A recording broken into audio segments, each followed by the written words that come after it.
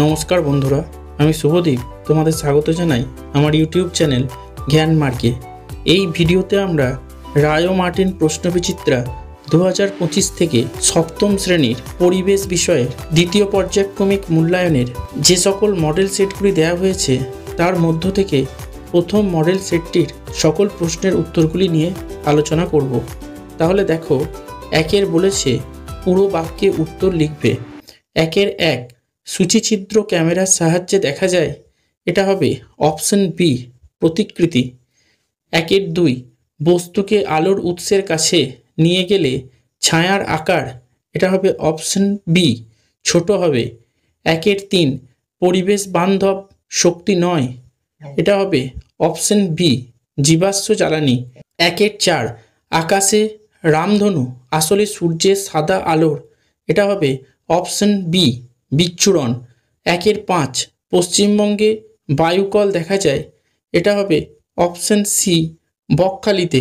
এরপর দুইয়ের দাগের বলেছে শূন্যস্থান পূরণ করো। দুইয়ের এক, ইলেকট্রিক কলিং বেলে ড্যাশ চুম্বক ব্যবহার হয়, উত্তর হবে তড়িৎ। দুইয়ের দুই, সিনেমার পর্দায় আলোর ড্যাশ প্রতিফলন দেখা যায়, উত্তর হবে বিক্ষিপ্ত। দুইয়ের তিন, দুটি সমমেরু চুম্বক পরস্পরকে ড্যাশ করে, উত্তর হবে বিকর্ষণ। দুইয়ের চার, পৃথিবীর সমস্ত শক্তির মূল উৎস ড্যাশ, উত্তর হবে সূর্য। দুইয়ের পাঁচ, ফিউজ তার খুব ড্যাশ উষ্ণতায় গলে যায়, উত্তর হবে কম। এরপর তিনের দাগের বলেছে নিচের প্রশ্নগুলির উত্তর অতি সংক্ষেপে লেখো। তিনের এক, একটি চুম্বকের জ্যামিতিক দৈর্ঘ্য 0.5 মিটার হলে চুম্বকটির চৌম্বক দৈর্ঘ্য কত? উত্তর হবে, দেখো, চুম্বকের চৌম্বক দৈর্ঘ্য বের করার সূত্র হলো 0.85 গণিতক চুম্বকের জ্যামিতিক দৈর্ঘ্য। প্রদত্ত প্রশ্নে দেওয়া আছে চৌম্বকটির জ্যামিতিক দৈর্ঘ্য হচ্ছে 0.5 মিটার। তাহলে চৌম্বকটির চৌম্বক দৈর্ঘ্য হবে 0.85 গণিতক 0.5 মিটার সমান 0.425 মিটার। এরপর তিনের দুই বলেছে দুটি সেলের ব্যাটারিকে প্রতীকের সাহায্যে দেখাও। তোমরা এই চিত্রটি দেখো, এটা হলো দুটি সেলের একটি ব্যাটারির চিহ্ন। এরপর তিনের তিন বলেছে অভিসারী আলোকরশ্মিগুচ্ছের একটা রেখাচিত্র অঙ্কন করো। এখানে দেখো, একটি অবতল দর্পণে সমান্তরাল রশ্মিগুচ্ছগুলি প্রতিফলিত হবার পর একটা নির্দিষ্ট বিন্দুতে গিয়ে মিলিত হয়েছে, সেটা হলো এফ। এরপর তিনের চার বলেছে আয়নার সামনে দাঁড়ালে কি ধরনের প্রতিবিম্ব গঠিত হয়, উত্তর হবে আয়নার সামনে দাঁড়ালে সৃষ্টি হওয়া প্রতিবিম্বটি হবে সমশীর্ষ, বস্তুর আকারে সমান ও পার্শ্বীয় পরিবর্তিত। এরপর তিনের পাঁচ বলেছে প্রাইমারি সেলে কোন শক্তি কোন শক্তিতে রূপান্তরিত হয়, উত্তর হবে প্রাইমারি সেলে রাসায়নিক শক্তি তড়িৎ শক্তিতে রূপান্তরিত হয়। এরপর তিনের ছয় বলেছে চৌম্বক ক্ষেত্র কাকে বলে, উত্তর হবে চুম্বকের চারপাশের যতটা ক্ষেত্র জুড়ে তার আকর্ষণ ও বিকর্ষণ কাজ করে তাকে চৌম্বক ক্ষেত্র বলে। এরপর চারের দাগের বলেছে নিম্নলিখিত প্রশ্নগুলির সংক্ষিপ্ত উত্তর দাও।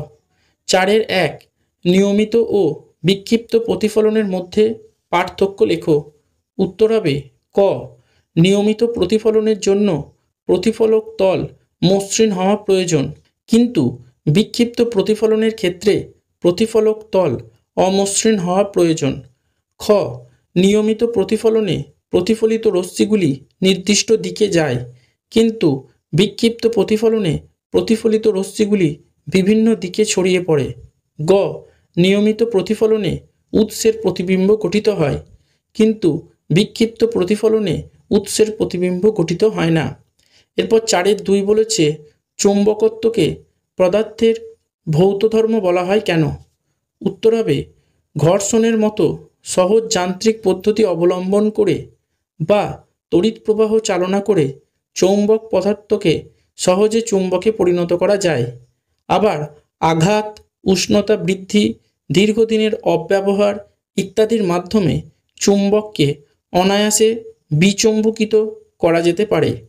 অর্থাৎ চুম্বকত্ব পদার্থের একটি অস্থায়ী ধর্ম। এ কারণেই আণবিক গঠনের সঙ্গে সম্পর্কিত হলেও চৌম্বকত্বকে ভৌত ধর্ম বলা হয়। এরপর 4-3 বলেছে বর্ণালী কাকে বলে? উত্তর হবে সাদা বা বহুবর্ণী আলো উপযুক্ত বিচ্ছুরক মাধ্যমের মধ্য দিয়ে যাওয়ার ফলে উপাদান বর্ণে বিশ্লিষ্ট হয়ে যে রঙিন আলোকপটী গঠন করে তাকে বর্ণালী বলে। এরপর 4-4 বলেছে নির্জল কোষ কি?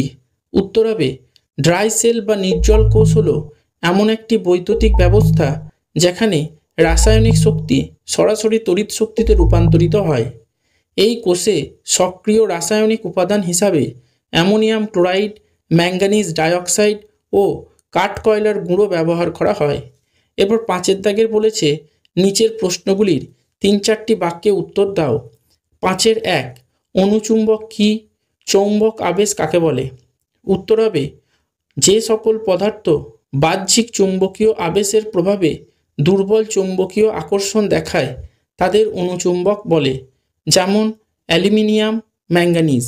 আর চৌম্বক আবেশ কোনো চৌম্বক পদার্থকে একটি শক্তিশালী চুম্বকের কোনো মেরুর কাছে রেখে বা মেরুটিকে সামান্য স্পর্শ করালে চৌম্বক পদার্থটি সাময়িকভাবে চুম্বকে পরিণত হয়। এই ঘটনাকে বলা হয় চৌম্বক আবেশ। এরপর 5-1 অথবাটা বলেছে জৈব শক্তি কাকে বলে? পরিবেশ বান্ধব শক্তির প্রয়োজনীয়তা লেখো। উত্তর হবে উদ্ভিদ ও প্রাণীর দেহ নিঃসৃত বর্জ্য পদার্থ থেকে উৎপন্ন শক্তিকে জৈব শক্তি বলা হয়। পরিবেশ বান্ধব শক্তির প্রয়োজনীয়তা হলো ক পৃথিবীতে প্রচলিত শক্তির উৎস হিসেবে ব্যবহৃত জীবাশ্ম জ্বালানির ভাণ্ডার ধীরে ধীরে কমছে, তাই ক্রমবর্ধমান শক্তির চাহিদা পূরণের জন্য পরিবেশ বান্ধব শক্তির উৎসগুলির ব্যবহার বাড়াতে হবে। খ পরিবেশ বান্ধব শক্তিগুলির ব্যবহারের ফলে পরিবেশ দূষণ কম হয়। গ পরিবেশ বান্ধব শক্তির উৎসগুলির ব্যবহার তুলনামূলক সাশ্রয়ী।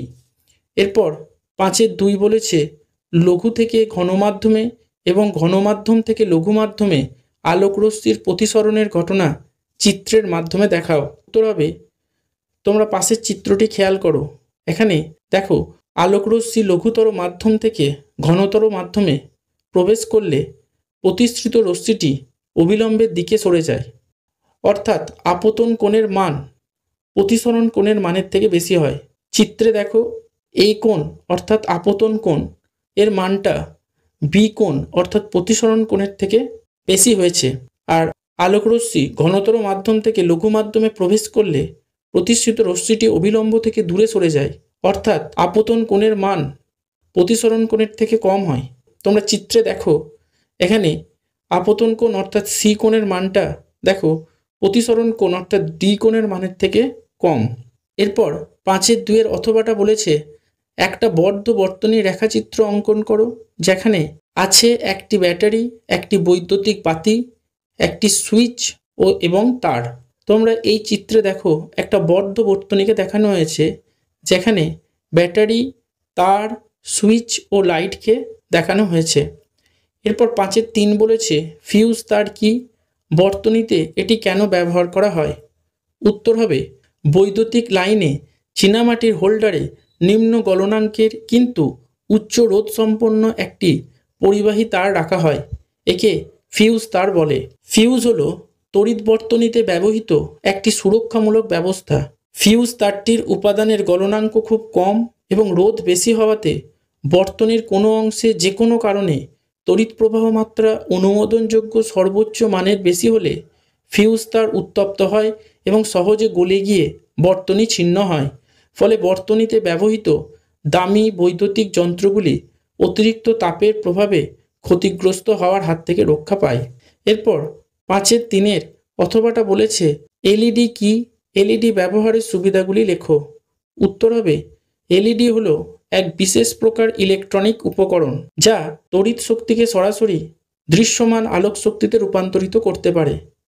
এলইডি ব্যবহারের সুবিধাগুলি হলো ক এলইডির মধ্য দিয়ে খুব কম তড়িৎ প্রবাহ হলে আলো দেয়, ফলে এর দ্বারা ব্যয়িত শক্তির পরিমাণ কম হয়।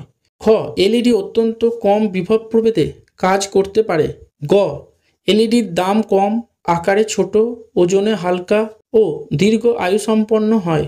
এরপর লাইফ সায়েন্সের পাঠে বলেছে 1 নিম্নলিখিত প্রশ্নগুলির যথাযথ উত্তর দাও। 1 পত্রফলকের একটি কাজ লেখো। উত্তর হবে পত্রফলকের একটি কাজ হলো সালোকসংশ্লেষ প্রক্রিয়াতে খাদ্য প্রস্তুত করা। 1 জেকবসন অর্গ্যান কোন প্রাণীর বিশেষ অঙ্গ এবং কেন? উত্তর হবে জেকবসনস অর্গ্যান হলো সাপের বিশেষ অঙ্গ, কারণ এই অঙ্গ তাদের চারপাশের অবস্থান জানতে সাহায্য করে। 1 গাছের গুঁড়ি থেকে পরিবেশ দূষিত হয় কি না কীভাবে বুঝবে? উত্তর হবে গাছের গুঁড়িতে থাকা লাইকেন যদি সবুজ রং থেকে খয়েরি রঙের হয়ে যায় তাহলে তা দূষণকে নির্দেশ করে। এরপর 1 বলেছে ওআরএস এর সম্পূর্ণ নাম কি? উত্তর হবে ওরাল রিহাইড্রেশন সলিউশন। 1 পাখির দ্বারা পরাগ মিলন হয় এমন দুটি উদ্ভিদের উদাহরণ দাও। উত্তর হবে শিমুল ও জবা। 1 অস্থানিক মূল কাকে বলে? উদাহরণ দাও। ভ্রূণমূল ছাড়া উদ্ভিদের যে কোনো অংশ থেকে উৎপন্ন মূলকে অস্থানিক মূল বলে, যেমন বটগাছের ঝুড়ি মূল। এরপর 2 বলেছে শূন্যস্থান পূরণ করো। 2 মূলের ডগায় টুপির মতো অংশটি হলো ড্যাশ। উত্তর হবে মূলত্র। 2 ফুলের ড্যাশ অংশ ফলে এবং ড্যাশ অংশ বীজে পরিণত হয়। উত্তর হবে ডিম্বাশয় ফলে এবং ডিম্বক বীজে পরিণত হয়। 2 বর্ধ নর্দমা বা সেপটিক ট্যাঙ্কে যে বিষাক্ত গ্যাস জমে থাকে তা হলো ড্যাশ। উত্তর হবে হাইড্রোজেন সালফাইড। 2 একটি গুচ্ছিত ফলের উদাহরণ হলো ড্যাশ। উত্তর হবে আতা। 2 মানুষের জন্য উপকারী এমন একটি পোকার নাম হলো ড্যাশ। উত্তর হবে রেশম। 2 পতঙ্গের দেহস্থিত নাইট্রোজেন ঘটিত উপাদান সংগ্রহ করে ড্যাশ পাতা। উত্তর হবে কলসপত্রী উদ্ভিদের পাতা। এরপর 3 বলেছে নিম্নলিখিত প্রশ্নগুলির যথাযথ উত্তর দাও। 3 একটি আদর্শ মূলের কয়টি অংশ ও কী কী? উত্তর হবে একটি আদর্শ মূলের 4টি অংশ থাকে, যথা মূলত্র অঞ্চল, মূলরম অঞ্চল, বর্ধনশীল অঞ্চল ও স্থায়ী অঞ্চল। এরপর 3 বলেছে ফেরোমন কি? এঁচোড়কে কেন যৌগিক ফল বলে? উত্তর হবে প্রাণীর দেহ নিঃসৃত যে রাসায়নিক উদ্বায়ী পদার্থ বাতাসে মিশে যায় এবং নিজ প্রজাতির প্রাণীদের মধ্যে সংযোগ স্থাপনে সাহায্য করে তাকে ফেরোমন বলে। এঁচোড়ের ক্ষেত্রে সমগ্র পুষ্পমঞ্জরিটি ফলে পরিণত হয়, তাই এঁচোড়কে যৌগিক ফল বলে। 3 একটি আদর্শ ফুলের পুংকেশর ও গর্ভকেশরের বিভিন্ন অংশগুলির নাম লেখো। উত্তর হবে একটি আদর্শ ফুলের পুংকেশর চক্র 2টি অংশ নিয়ে গঠিত, যথা পুংদণ্ড, পরাগধানী, এবং গর্ভকেশর চক্র 3টি অংশ নিয়ে গঠিত, যথা গর্ভমুণ্ড, গর্ভদণ্ড ও গর্ভাশয়। এরপর 4 বলেছে পার্থক্য লেখো। 4 মৃদভেদী অঙ্কুরোদ্গম এবং মৃদবর্তী অঙ্কুরোদ্গম। উত্তর হবে ক মৃদভেদী অঙ্কুরোদ্গমে বীজ মাটি ভেদ করে উপরে উঠে আসে, কিন্তু মৃদবর্তী অঙ্কুরোদ্গমে বীজ মাটির নিচে অবস্থান করে। খ মৃদভেদী অঙ্কুরোদ্গমে বীজ পত্রাভ কাণ্ডের বৃদ্ধি বীজ পত্রাধি কাণ্ডের তুলনায় দ্রুত হয়, কিন্তু অন্যদিকে মৃদবর্তী অঙ্কুরোদ্গমে বীজ পত্রাধি কাণ্ডের বৃদ্ধি বীজ পত্রাভ কাণ্ডের তুলনায় দ্রুত হয়। গ কুমড়ো, তেঁতুল ইত্যাদি বীজের মৃদভেদী অঙ্কুরোদ্গম দেখা যায়, অন্যদিকে ছোলা, মটর ইত্যাদি বীজের মৃদবর্তী অঙ্কুরোদ্গম দেখা যায়। এরপর 4 বলেছে স্বপরাগযোগ এবং ইতর পরাগযোগের মধ্যে পার্থক্য। উত্তর হবে ক একই ফুলে বা একই গাছের ভিন্ন ফুলে সংগঠিত পরাগযোগকে স্বপরাগযোগ বলে, কিন্তু একই প্রজাতিভুক্ত দুটি ভিন্ন উদ্ভিদের ফুলে সংগঠিত পরাগযোগকে ইতর পরাগযোগ বলে। খ স্বপরাগযোগ বাহকের উপর নির্ভরশীল হতেও পারে আবার নাও হতে পারে, কিন্তু ইতর পরাগযোগ সবসময়ই বাহকের উপর নির্ভরশীল। গ স্বপরাগযোগে পরাগরেণুর অপচয় কম হয়, কিন্তু ইতর পরাগযোগে পরাগরেণুর অপচয় বেশি হয়। এরপর 4 বলেছে ব্যাপন এবং অভিস্রবণের মধ্যে পার্থক্য। উত্তর হবে ক ব্যাপন প্রক্রিয়াতে কঠিন, তরল বা গ্যাসীয় অণুগুলির সঞ্চালন ঘটে, কিন্তু অভিস্রবণ প্রক্রিয়াতে কেবলমাত্র তরল পদার্থে উপস্থিত দ্রাবকের অণুগুলি চলাচল করে। খ, ব্যাপন প্রক্রিয়াতে কোনো অর্ধবেদ্য পর্দার উপস্থিতির প্রয়োজন নেই, কিন্তু অভিস্রবণ প্রক্রিয়াতে অর্ধবেদ্য পর্দার উপস্থিতি আবশ্যক। গ, ব্যাপন প্রক্রিয়ায় অধিক ঘনত্বের অঞ্চল থেকে কম ঘনত্বের অঞ্চলের দিকে অণুগুলির প্রবাহ ঘটে, কিন্তু অভিস্রবণ প্রক্রিয়াতে লঘু দ্রবণ থেকে গাঢ় দ্রবণের দিকে দ্রাবকের অণুগুলির সঞ্চালন ঘটে। এরপর 4 বলেছে একক পত্র এবং যৌগিক পত্রের মধ্যে পার্থক্য। উত্তর হবে ক, একক পত্রগুলি একটি মাত্র অখণ্ডিত বা আংশিকভাবে খণ্ডিত পত্রফলক দ্বারা গঠিত, কিন্তু যৌগিক পত্রগুলি একাধিক পত্র দ্বারা গঠিত হয়।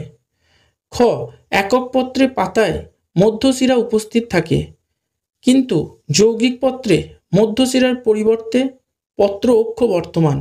গ, একক পত্রে পত্রমূলে উপপত্র থাকতেও পারে আবার নাও পারে, কিন্তু যৌগিক পত্রের পত্রমূলে কখনোই উপপত্র থাকে না। এরপর 5 দাগের বলেছে নিম্নলিখিত যে কোনো একটি প্রশ্নের যথাযথ উত্তর দাও। 5-1, একটি চিহ্নিত চিত্র অঙ্কন করে আমের গঠনের বিভিন্ন অংশগুলি চিহ্নিত করো। দেখো, এখানে চিত্রে দেখানো হয়েছে ফলটির একেবারে বাইরে যে ত্বকটা আছে সেটা হচ্ছে বহিস্তক, মাঝে যে শাঁসালো অংশটি আছে সেটা হলো মধ্যস্তক, এবং বীজের উপরের যে শক্ত আঁশের মতো অংশটি থাকে সেটা হলো অন্তস্তক, তার ভিতরে থাকে নরম বীজ। এরপর 5-2 বলেছে একটি আদর্শ পাতার চিত্র অঙ্কন করে বিভিন্ন অংশগুলি চিহ্নিত করো। দেখো, আদর্শ পাতার মূলত 3টি অংশ থাকে। একটা হলো পত্র ফলক, 2 হলো পত্র বিন্ত এবং 3 হলো পত্র মূল। তোমরা চিত্রে দেখো, এখানে পত্র ফলকের মধ্যে একদম পাতার অগ্রভাগটাকে, যেটা সূচালো অংশ, সেটাকে বলছে পত্রাগ্র, এবং পাতার যে কিনারাগুলোকে বলা হচ্ছে পত্র প্রান্ত। পাতার মাঝে যে শিরার মতো অংশটা আছে সেটা হচ্ছে মধ্য শিরা, এবং যে ছোট ছোট শিরাগুলি আছে সেগুলোকে বলা হচ্ছে শিরা।